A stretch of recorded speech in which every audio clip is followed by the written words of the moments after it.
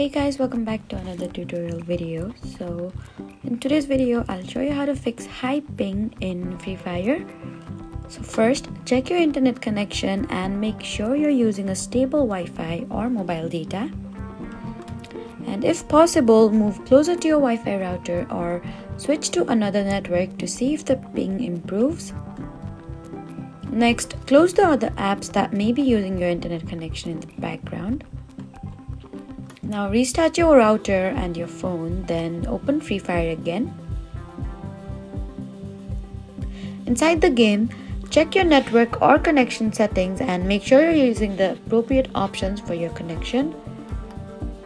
And you need to avoid using a VPN unless you specifically need one, since it can sometimes increase latency.